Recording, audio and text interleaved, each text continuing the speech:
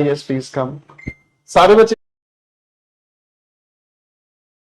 एक बार आगे फटाफट से, फिर बातें करेंगे।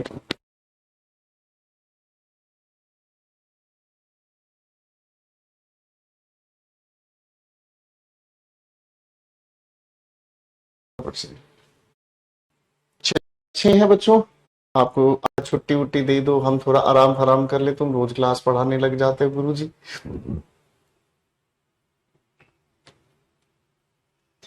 जरा मुझे याद दिलाओगे दोस्तों, हम कहां तक थे क्वेश्चंस में? मुझे लग रहा है क्वेश्चन 37 पर हमने लड़ाई करी थी। हैं जी? बताओ बताओ बताओ। Once again so nice of you. आ जाओ फटाफट से। ये टी शर्ट है, शर्ट नहीं है भाई। ये टी शर्ट हमने अपने आप को गिफ्ट दी है। ये टी शर्ट हमने अपने आप को गिफ्ट दी है, हाँ नहीं तो? ठीक है। आराम इज इक्वल टू आराम। Thank you thank you thank you thank you thank you. उफ, आपकी हंसी जुल्फे। मजा ले रहे हो हमारा। सभी को नमस्कार, सभी का स्वागत है दोस्तों। ठीक है, अविनाश कुछ काम की भी बात कर ले गधे। फर्जी बातें करनी होती है, ये करना था। हाँ अभी डिस्कस कर रहा हूँ। क्वेश्चन 37 का आंसर बनाने वाले आ जाओ फटाफट से। क्वेश्चन 37 का आंसर बताओ भाई। क्वेश्चन 37 हुआ नहीं था हमारा, तो इसकी हम लोगों को आपके साथ लॉजिकल डिस्कशन लेकर चलनी है। इसका लॉजिकल डिस्कशन हमें लेकर चलना है। बताओ भाई, इसके अंदर क्या आप लोगों ने, इसके अंदर आप लोगों को बताना है क्या रीजन था, इसका आंसर बनाने की हमें कोशिश करनी थी। ठीक है जी।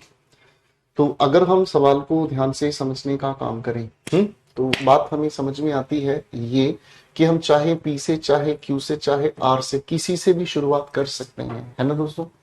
इस क्वेश्चन में हम किसी भी पार्ट से सेंटेंस की शुरुआत कर सकते हैं। ठीक है दोस्तों, यही हमें समझ आया था।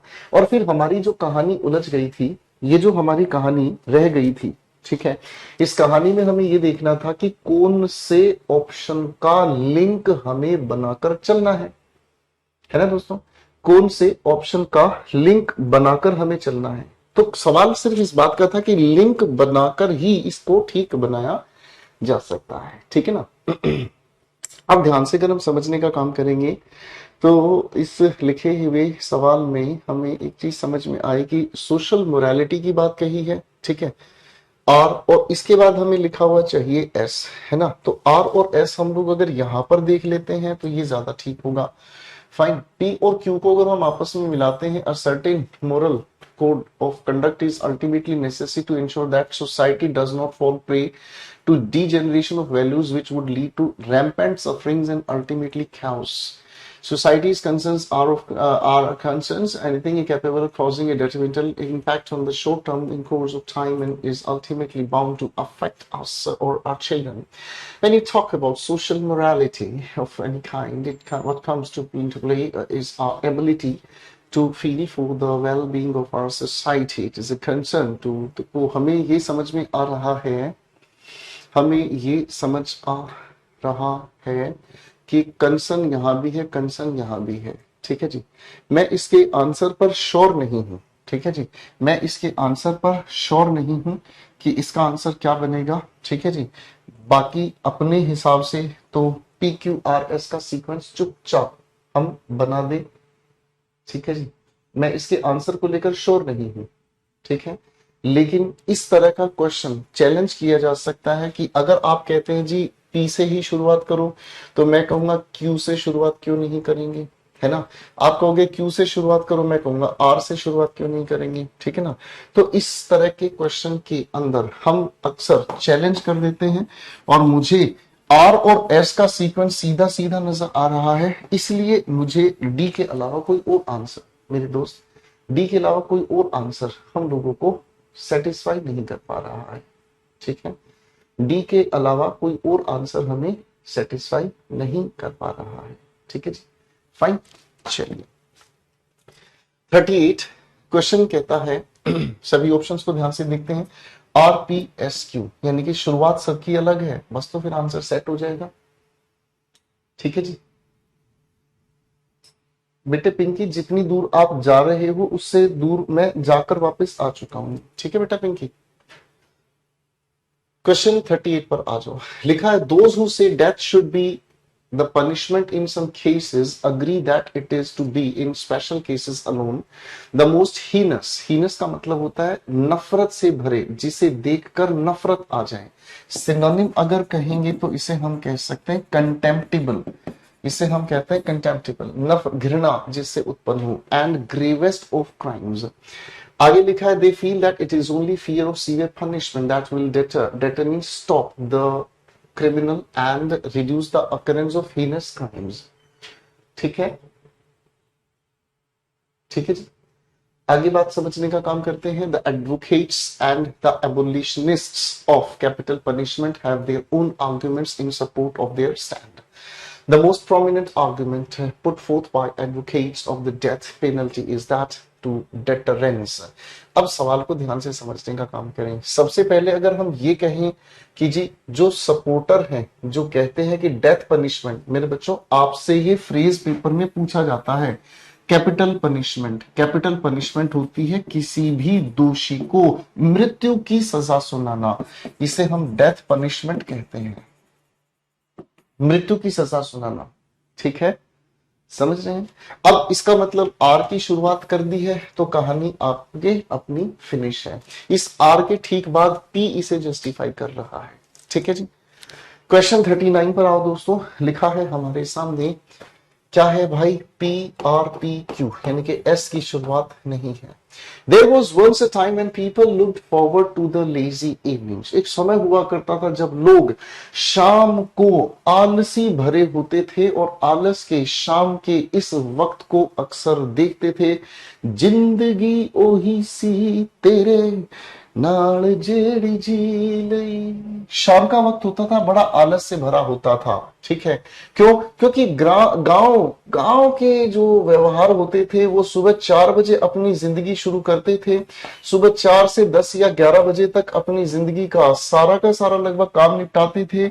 11 से 2 बजे तक कोई और काम है वो निपटा लिया। 2 से 5 बजे तक भाई साहब बड़ा आलस भरा ये समय होता था और 5 से 7 या 8 तक फिर अपना काम किया और भाई 8 बजे सो जाना। पुराने जमाने की ये बात है। आजकल कहानी उल्टी हो गई है। और कहानी उल्टी क्या हो गई, लोग भाई साहब सोते ही सुबह 4 बजे हैं।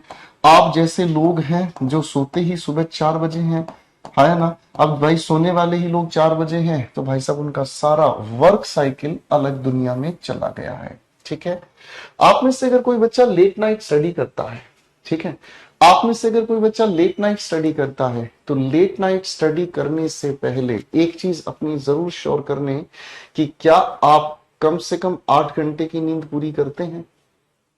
बस अगर 8 घंटे की नींद आप अपनी पूरी करते हैं तो ही आपके लिए ये फायदा है, तो ही आपके लिए फायदा है कि आप चाहे दिन में चाहे रात में अपनी पढ़ाई कर सकते हैं। ठीक है, वैसे बायोलॉजिकली अगर हम कहें, अगर आप एक साइंस स्टूडेंट है तो मेरी बात जल्दी समझ पाएंगे। सर विप्लव को क्लास से हटा दीजिएगा। हाँ जी, अगर आप साइंस स्टूडेंट है तो मेरी बात बहुत अच्छे से समझ सकते हैं कि हमारा जो फिजियोलॉजिकल एक्टिविटीज हैं वो एक स्पेसिफिक टाइम के अकॉर्डिंग, ठीक है, एक स्पेसिफिक टाइम के अकॉर्डिंग ही रोटेट करती है सारी फंक्शंस को। ठीक है, तो लेट नाइट स्टडी करना आपके लिए रिस्क भी है।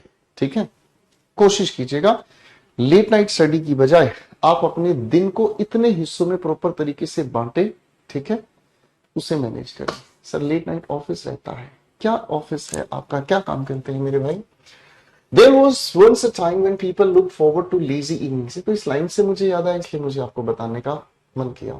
They had a simple choice of programs on Doordarshan. लो जी, पुराने जमाने के बाद दूरदर्शन के अलावा कोई और होता ही नहीं था। ठीक है जी, दूरदर्शन के अलावा कोई और नहीं होता था। ठीक है जी, आगे हमारे सामने लिखा हुआ है क्या चीज, It was entirely up to them to watch or not to watch the selected presentation। Doordarshan channel चलता था, उस पे जो आ रहा है आपको देखना है देखो, नहीं देखना है मत देखो। Today the satellite and cable television have stone the media world of information and entertainment. आज के समय में सब कुछ बदल गया है, आप जानते हैं सब कुछ बदल गया है मीडिया एक्सेट्रा आने की वजह से। तो शुरुआत पी से हम कर लेते हैं, तो ये दोनों बाहर हो गए है ना जी। पी के बाद एस, पी के बाद एस पहले से ही दे दिया है हमें आंसर, है जी। पी के बाद एस और पी के बाद एस दोनों ऑप्शंस हमें पहले से ही दे दिए हैं जी बच्चों। चलिए अब हमें देखना होगा, ठीक है, अब हमें देखना होगा इनके अंदर हमें क्या करना है, ठीक है जी। लेकिन एक बात हमें समझ में नहीं आई,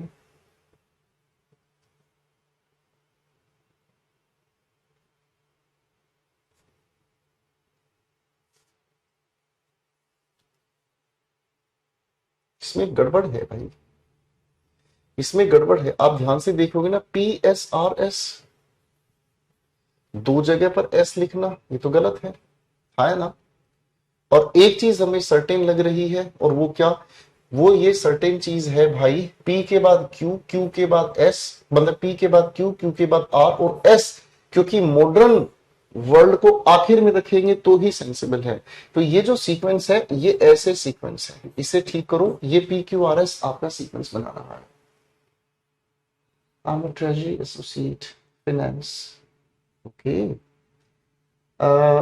प्रोफाइल मुझे आपकी समझ नहीं आई, treasury associate in finance, it is a ministry और what do you do there?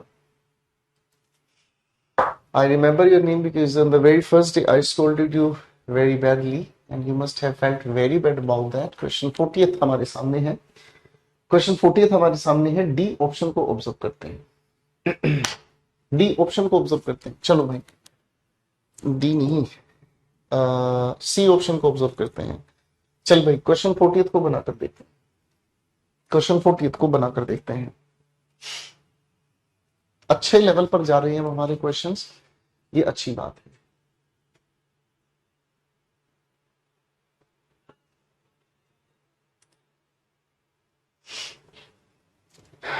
Question हमारे सामने क्या लिखा है, पी आर पी क्यू, यानी कि एस की शुरुआत नहीं है। He wanted to do something to deliver the humanity from all such misery. He reflected on this problem for long. He किसके लिए यूज हुआ ढूंढेंगे। Siddhartha was greatly touched as he was an old man, a sick man and a dead body. He saw, basically ये सिद्धार्थ गौतम जी के बारे में है, या फिर अगर हम कहें तो महात्मा बुद्ध, ठीक है जी, ओके। आगे देखते हैं हमारे सामने क्या लिखा है। At last on hearing some words from the mouth of a hermit which encouraged him to renounce, renounce होता है त्यागना, the word, he decided to leave the palace and go into the forest for meditation. ऐसा option कहता है, before going he had a lasting glance on his beloved wife Yashodhara and son Rahul who were enjoying a sound sleep at midnight, ठीक है। तो सबसे देखो, ये तो सबको पता है, महात्मा बुद्ध के जीवन की ये सबसे बड़ी घटना है, सभी बच्चे ये जानते हैं, इसे हम धर्म चक्र परिवर्तन भी कहते हैं। क्यू से शुरुआत कर दो, सारे ऑप्शंस अपने आप गलत हो गए। क्वेश्चन 41 पर आओ मेरे प्यारे प्यारे दोस्तों, क्वेश्चन 41 क्या कहता है, ठीक है जी, फाइन। चलिए क्वेश्चन 41 पर हम काम कर रहे हैं, द मेन मैनिफेस्टेशंस। मैनिफेस्टेशन का सिनोनिम अगर आपसे कोई पूछे तो कहेंगे रिविलेशन, ठीक है जी, क्या कहेंगे, रिविलेशन।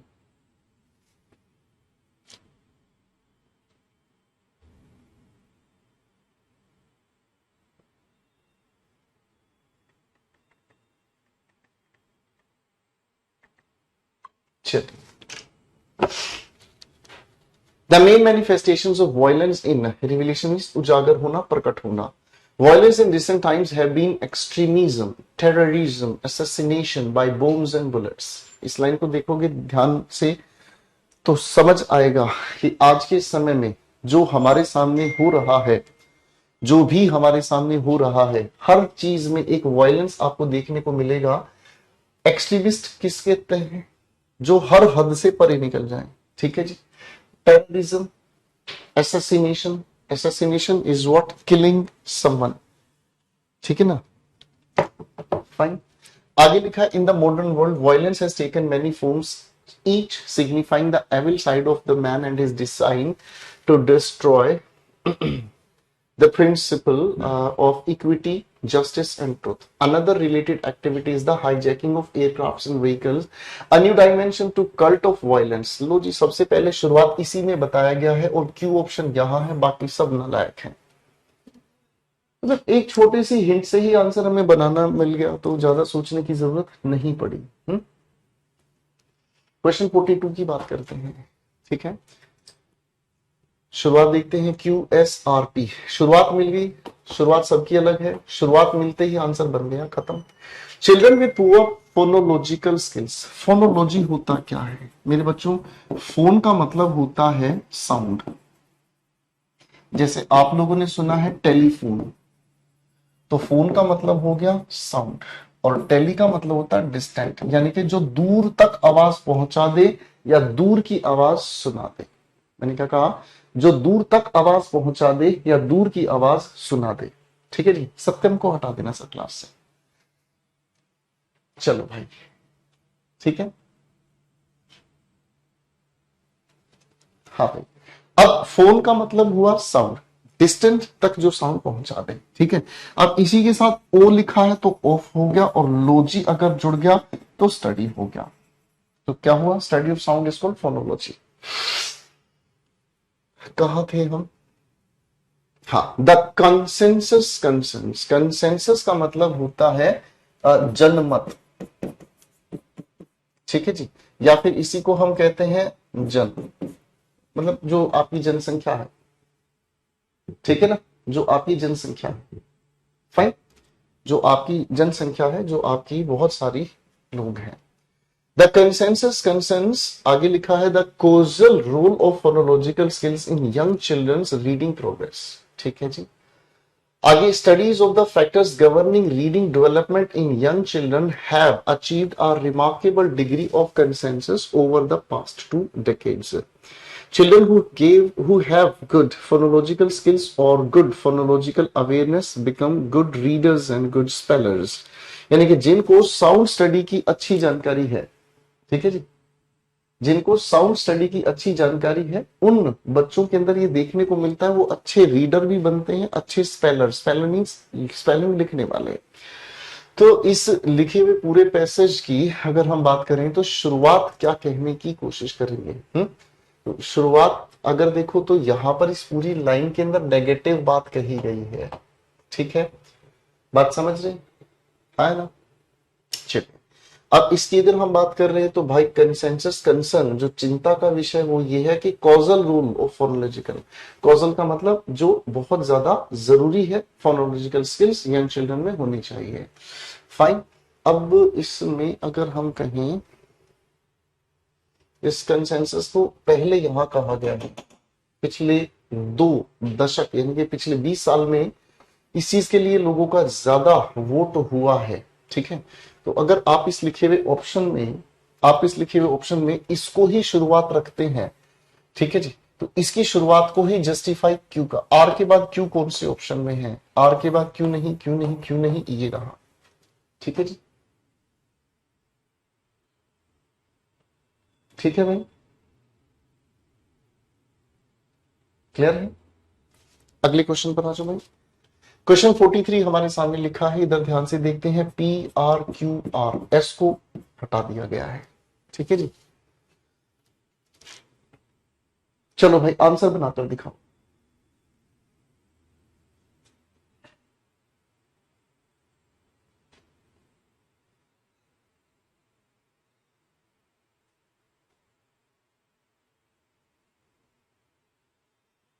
शाबाश। देन द लिबरलाइजेशन, देन हम तब यूज करते हैं जब पहले कोई बात कहें उसके बाद देन कहा, ये आइडिया एक्सटेंशनर है।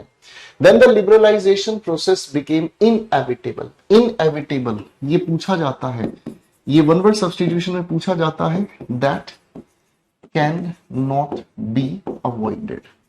That can not be avoided यानी कि जिसे टाला ना जा सके। कई बार एग्जामिनेशन में ये पूछा जाता है। ठीक है जी, आई थिंक 42 इज रॉन्ग। क्या हुआ? 42 इज रॉन्ग, बताओ। बताओ 42 रोम क्यों है, रीजन बताओ।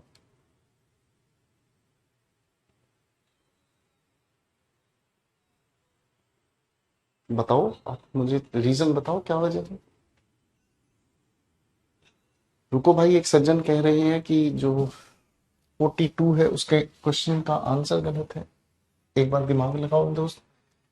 यहां लिखा है एस के बाद, यहां पर लिखा है हमारे सामने एस के बाद पी। देखो क्यू के साथ आर कंफर्म है, तर्क दो तब समझ में आएगा कि आपकी बात हम कहां तक माने।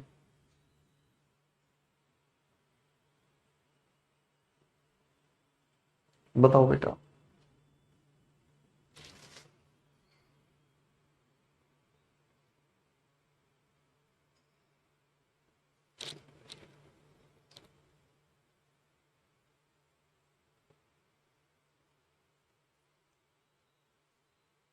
एस के बाद तो पी कंफर्म आएगा, कोई दिक्कत नहीं है।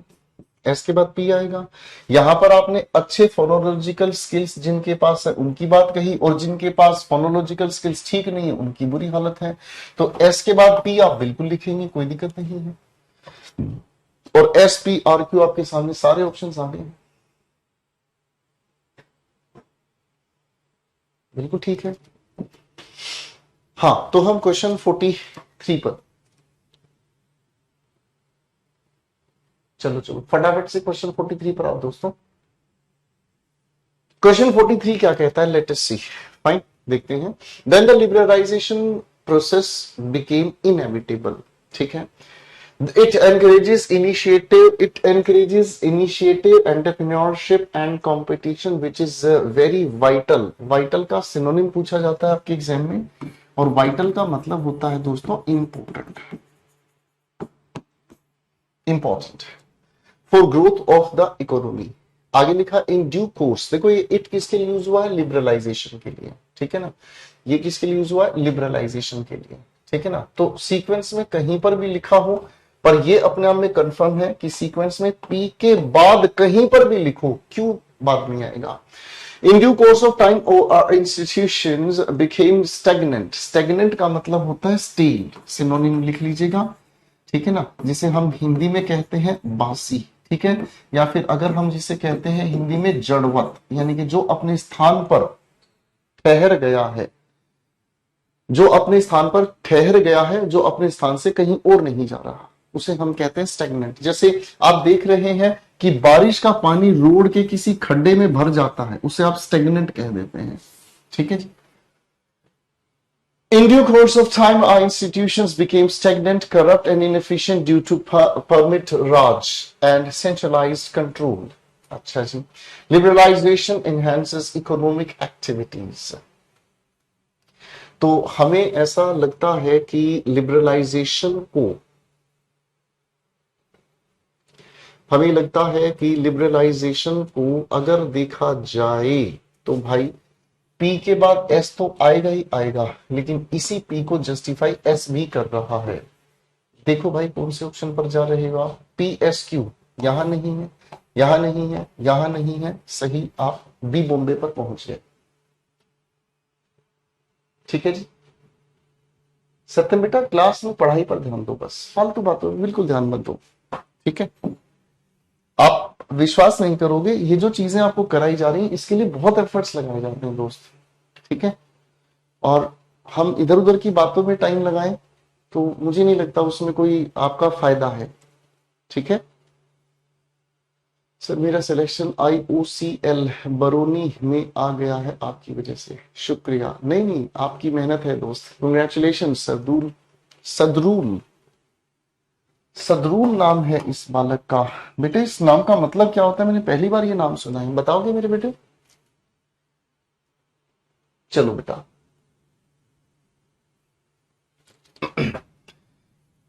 देखते हैं क्या है हमारे सामने। पी कहता है एज, पहले सारी शुरुआत हमने देखी पी का और क्यू का ही है, ना तो आर है ना एस है, शुरुआत में ना आर है ना एस है। मेगा बेटा ध्यान दिया करो क्लास में। ठीक है,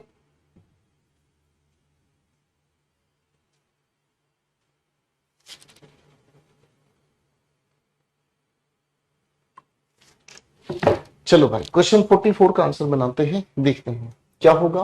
as a result they are more able to live in harmony with themselves and with the world that surrounds them.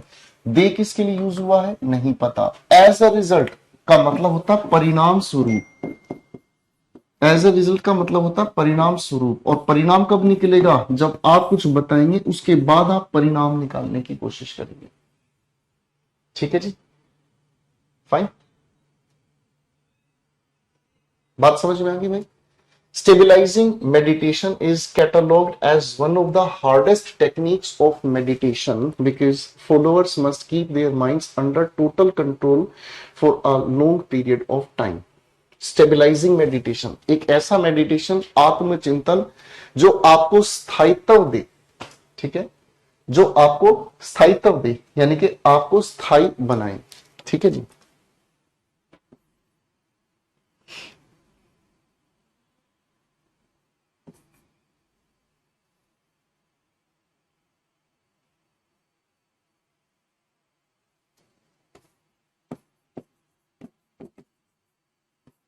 ये मैंने क्या लिखा है, एक छोटा सा एग्जांपल चीजों को सिर्फ समझाने के लिए। ये मैंने क्या लिखा है दोस्तों, स्वस्थ। मैंने क्या लिखा है, स्वस्थ। स्व का मतलब सेल्फ, और स्थ का मतलब हो गया क्या चीज, स्टेबल। जो अपने आप को स्टेबल करे वो अवस्था स्वस्थ अवस्था कहलाती है। ठीक है, जो अपने आप को, जो अपने आप को स्थायी बना ले वो अवस्था स्वस्थ कहलाती है। ठीक है जी, बात समझ रहे। तो आप अगर अपने आप को हेल्दी रखना चाहते हैं तो इसका मतलब आप अपने शरीर को ठीक बनाए रखने के लिए जो कोशिश करेंगे। ठीक है जी, जस्ट प्लीज।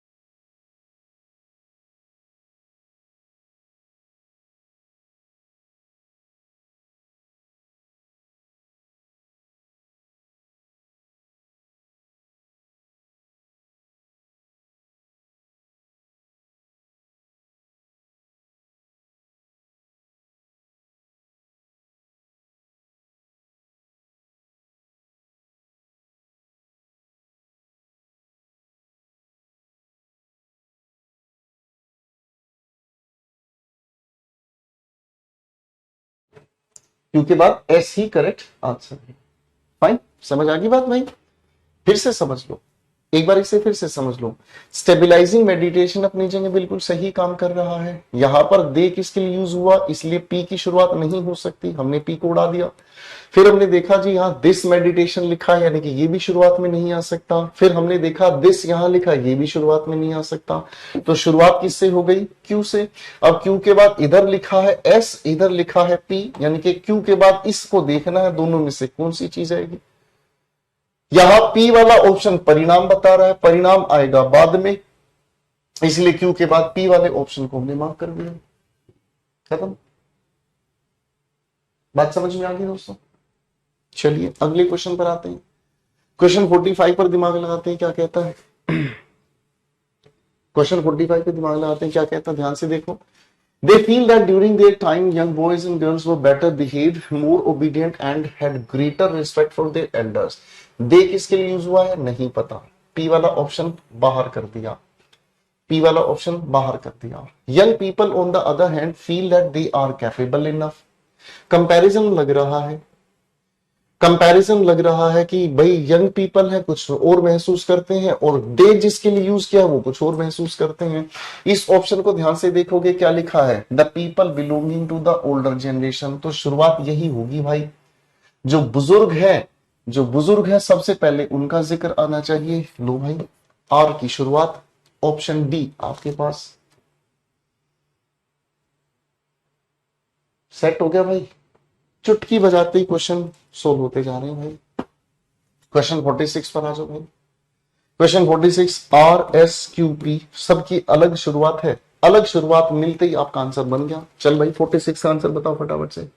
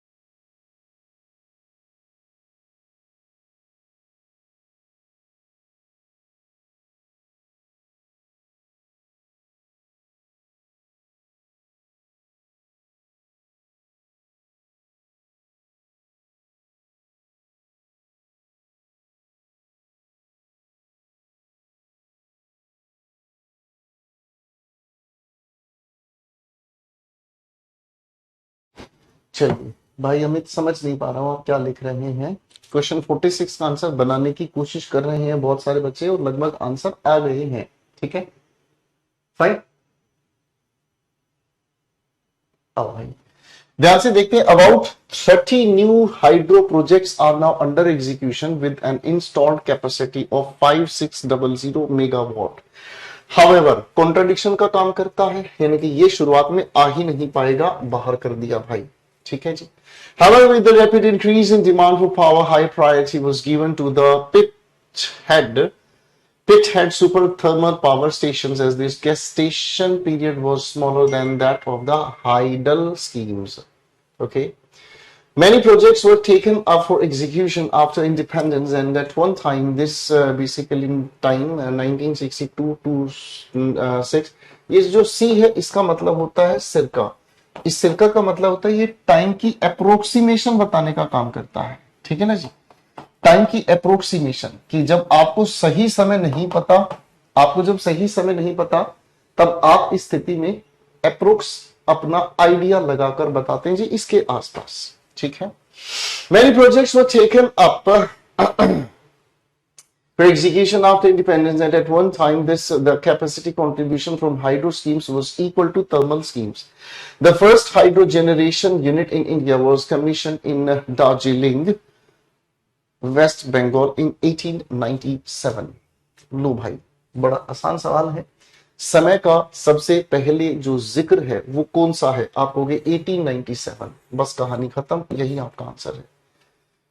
अगर हम साइकिल देखें, समय की कौन सी कहां लिखी जानी है, तो सबसे पहले हाइड्रोइड जनरेशन की बात आप करोगे और इसके बाद आपका आर ऑप्शन आ गया, फिर तो सब कुछ आपके सामने ही है।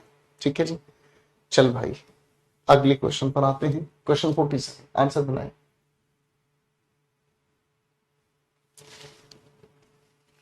क्वेश्चन का आंसर बना भाई फटाफट से। ये तो छोटे छोटे सवाल आ गए, चिंटू सवाल आ गए यहाँ पे सामने।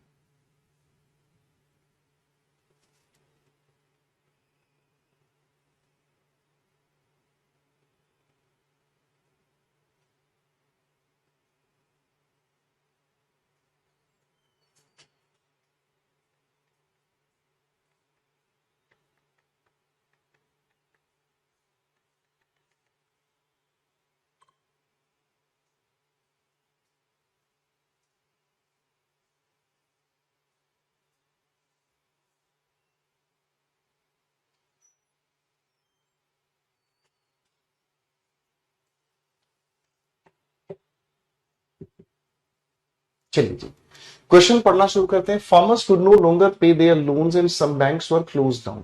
किसानों ने पैसा नहीं लौटाया लोन का, इसलिए कई बैंक बंद हो गए।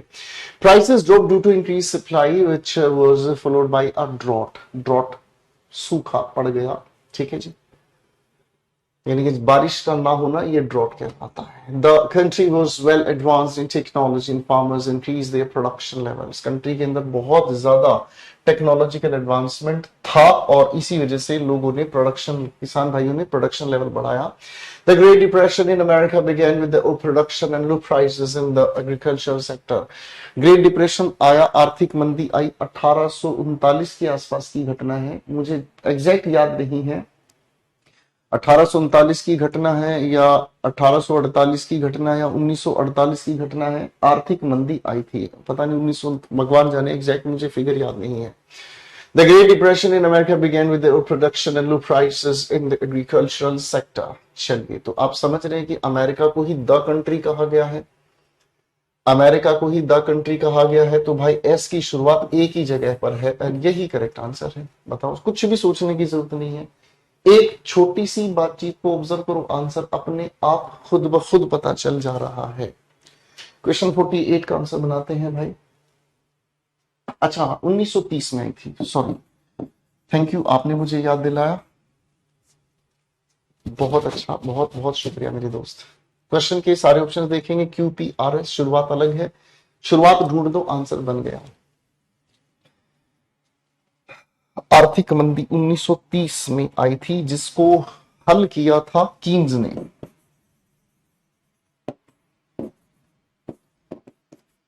एक अर्थशास्त्री रहे हैं जिनका नाम है प्रोफेसर कीन्स।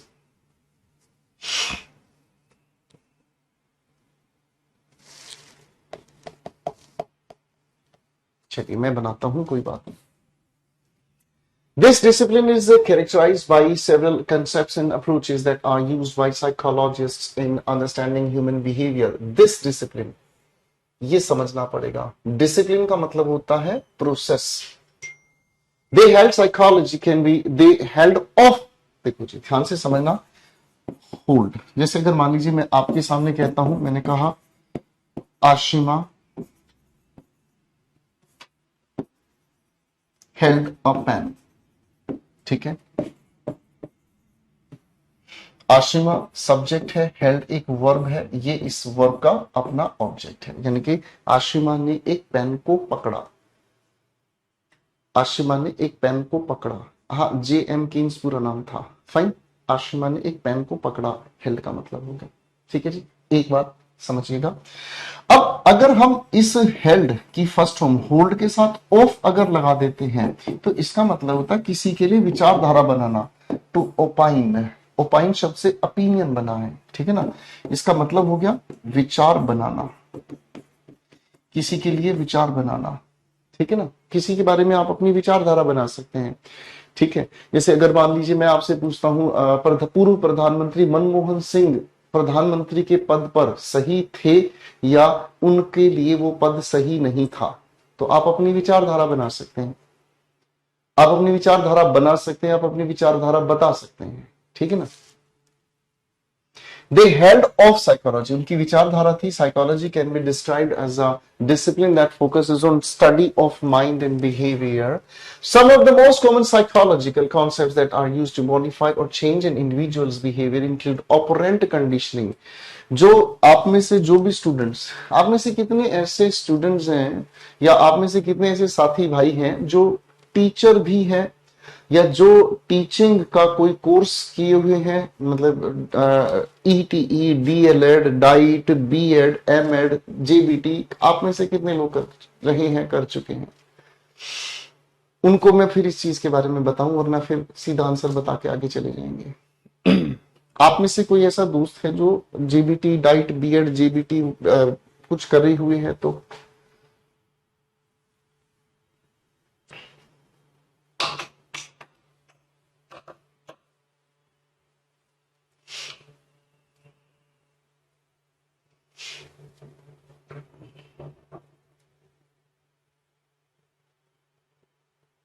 जिन्होंने DEd, DElEd, DIET, ETE, BEd, MEd ऐसा कुछ भी किया है तो, क्योंकि अलग अलग नाम से भी एक ही डिग्री अलग अलग स्टेट्स में होती है।